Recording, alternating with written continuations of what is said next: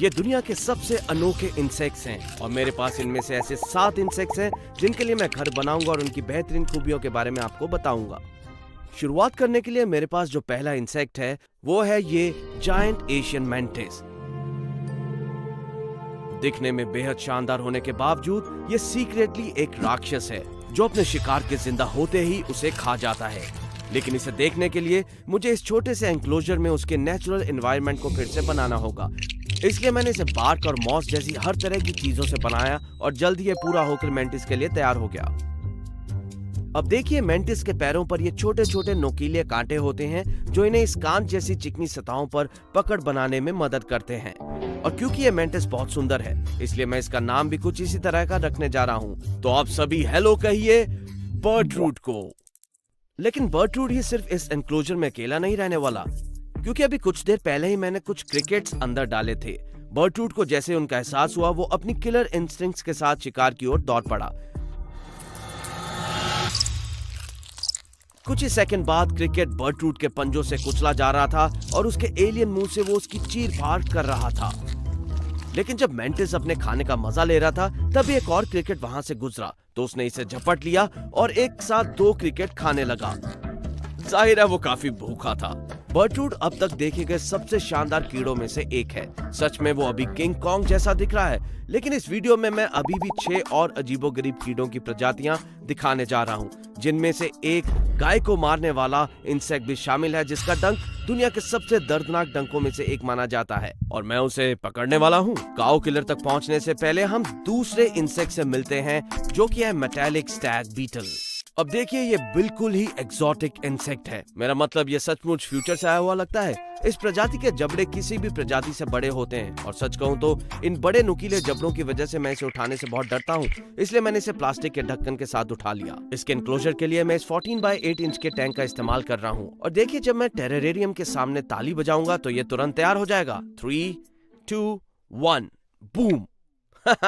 अब ये बहुत ही क्लीन ट्रांजिशन है। जैसे कि आप देख सकते हैं यहाँ बार्क और स्फैग्नम मॉस जैसी ढेर सारी चीजें हैं जिनके नीचे बीटल छिप सकता है। अब देखिए, मुझे इस बीटल को भी नाम तो देना ही होगा। ये अब तक का सबसे अच्छा और सबसे शानदार बीटल है, इसलिए मैं इसका नाम रखूंगा पॉल मैकार्टनी। मुझे लगता है कि ये नाम इसके लिए बिल्कुल परफेक्ट है। आप समझ गए ना, ये पॉल जैसा दिखता है। खैर, पॉल के इतने बड़े जबड़े होने के बावजूद वो शिकार खाने के लिए उनका इस्तेमाल नहीं करता, क्योंकि ये बीटल्स शाकाहारी यानी कि हर्बीवोर्स होते हैं। इसलिए उसे खिलाने के लिए मैंने एक संतरा लिया और उसे अंदर डाल दिया।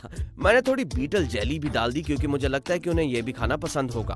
लेकिन पॉल एक मेल बीटल है और सच कहूं तो वो काफी अकेला लग रहा है, तो मुझे उसी प्रजाति की एक फीमेल भी मिली जो सच में पॉल से कई ज्यादा बदसूरत है, क्योंकि उसके पास वो आकर्षक जबड़े भी नहीं है। फिर भी मैंने उसे अंदर डाल दिया और जल्दी वो इधर उधर घूमने लगी। आखिरकार जब वो सो रहा था, जिससे उसे गुस्सा आ रहा था, तो वो पॉल की पीठ पर भी चढ़ गई, जिससे तंग आकर वो उठकर चला गया। इन बीटल्स के रिश्ते की शुरुआत अच्छी नहीं रही, लेकिन मुझे यकीन है कि पॉल और ये नई मादा आगे चलकर साथ में अपने घर का मजा लेंगे और शायद उनके छोटे छोटे बच्चे भी होंगे। याद रखिएगा, बाद में मैं एक गाय को मारने वाले ततैया यानी कि वॉस्प को भी लाऊंगा, जिसके बारे में कहा जाता है कि उसका डंक इतना तेज होता है कि वो सचमुच गाय को मार सकता है। मुझे उम्मीद है कि वो मुझे ना डंक मारे। आप जानते हैं कि हमारे पास दिखाने के लिए अभी भी और भी एक्सोटिक इंसेक्ट्स हैं। इस अगले कीड़े के लिए चलिए एक छोटा सा खेल खेलते हैं। जब मैं अपना कैमरा नीचे ले जाऊंगा तो आपके पास फ्रेम में मौजूद कीड़े को ढूंढने के लिए 3 सेकंड होंगे। चलिए शुरू करते हैं। तो क्या आपको वो मिला? शायद नहीं, क्योंकि इस कीड़े के पास एक बहुत ही स्पेशल डिस्गाइज है। खैर, इसका नाम मैं आपको बता देता हूँ। इसे फिलियम फिलिपिनिकम के नाम से जाना जाता है, जिसे आमतौर पर लीफ इंसेक्ट्स भी कहते हैं।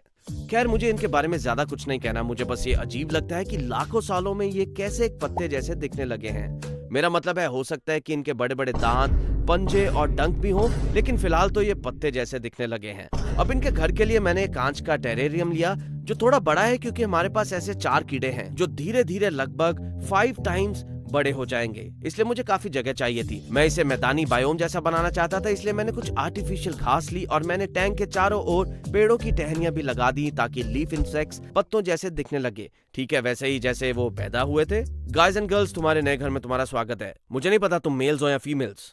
ज्यादातर छोटे लीफ इंसेक्ट्स बस इधर उधर टहल रहे थे और मजे कर रहे थे, लेकिन कुछ लीफ इंसेक्ट्स हवा में हाथ उठाकर अपने देवता की पूजा और पता नहीं क्या कर रहे थे। कोई रिचुअल है शायद।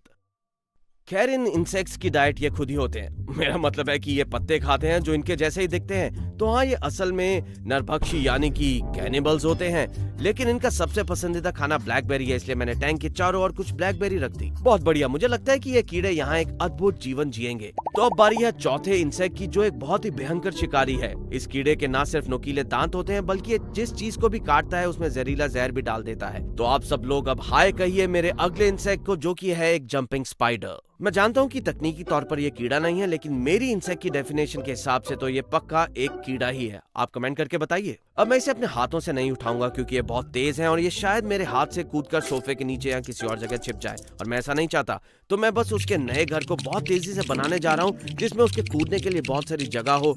और बूम, चलो इस छोटे से स्पाइडर को यहाँ लाते हैं। ये स्पाइडर्स वाकई सबसे मजेदार स्पीसीज में से एक है, क्योंकि इनमें से ज्यादातर अपने आकार से 3 गुना बड़े शिकार को खा सकते हैं। तो जाहिर है मुझे अपने जंपिंग स्पाइडर को चुनौती देने के लिए कुछ ठीक ठाक आकार के क्रिकेट्स डालने पड़े। झटपट जंपिंग स्पाइडर उस लकड़ी के टुकड़े पर छिप गया, मानो क्रिकेटर्स पर हमला करने के लिए सही मौके का इंतजार कर रहा हो। लेकिन मजेदार बात यह थी कि उसने असल में कभी हमला नहीं किया। असल में जंपिंग स्पाइडर क्रिकेट से डर रहा था, क्योंकि जब भी उसे कोई क्रिकेट दिखाई देता वो चौंक जाता और धीरे धीरे पीछे की ओर चलने लगता। ये वाकई बहुत मजेदार था। तो उसे खिलाने के लिए मैंने कुछ छोटे क्रिकेट्स लिए और उन्हें अंदर रख दिया। उम्मीद थी कि वो उन्हें खा लेगा, लेकिन फिर भी ऐसा लग रहा था कि वो उनसे भी डर रहा था। मुझे लगता है कि स्पाइडर को अभी भी भूख नहीं लगी होगी, इसलिए अगर आगे चलकर ये क्रिकेट नहीं खाता तो मैं इसे कुछ छोटे छोटे कीट दे दूंगा ताकि वो खाने की कोशिश करे। अब बारी है अगले इंसेक्ट की। खैर बेस्ट को मैंने लास्ट के लिए रखा है और जल्द ही मैं इस काऊ किलर वॉस को अपने हाथ में पकड़े होऊंगा। ये इन इंसेक्ट्स में से सबसे डेंजरस है। लेकिन चलिए